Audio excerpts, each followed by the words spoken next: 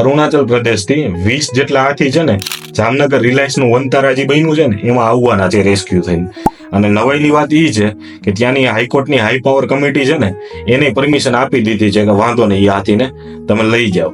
એટલે પેલા તો વાત એ હતી નવાઈની કે હાઈકોર્ટના જે જજ રહ્યા ને એને મારે કેવું હતું કે આવું ન કરાય, એના કરતા સરકારને આદેશ કરાય કે જે કાંઈ હાથીના રેસ્ક્યુ માટે જે કાંઈ ઊભું કરવું પડે ઇન્ફ્રાસ્ટ્રક્ચર એ ઊભું કરે ને હાથીઓનું રેસ્ક્યુ કરે. આવું સરકારને કહેવાનું હોય. કોઈ પ્રાઇવેટ ઉદ્યોગપતિ છે ને એને હાથી સોંપી ન દેવાના હોય. અને બીજી વાત કે એવી માહિતી મળી છે કે 2021 થી લઈને અત્યાર સુધીમાં 39 જેટલા પ્રાણીઓ છે ને લગભગ અરુણાચલ પ્રદેશ અને ત્રિપુરા માંથી અહીંયા રિલાયન્સ વનતારામાં આવ્યા છે. તો આ જે કાંઈ આવ્યા હોય ને એના વિશે તપાસ થવી જોઈએ. આવી રીતે હાઈકોર્ટના જજને તો લગભગ આટલી બુદ્ધિ હોય કે આવું ન કરાય, છતાંય જો આ કંપનીને સોંપી દીધા હોય તો એને મારે એટલું જ કહેવું હતું કે સરકારના અને આ ઉદ્યોગપતિઓના દબાવ આવ્યા વગર અને હાથીઓ માટે જે સારું લાગે ને એવો નિર્ણય સંભળાવવાનો હોય. હાથીઓને તમે છે ઉદ્યોગપતિઓના હવાલે કરી દો તો એ જરાય સારું નથી.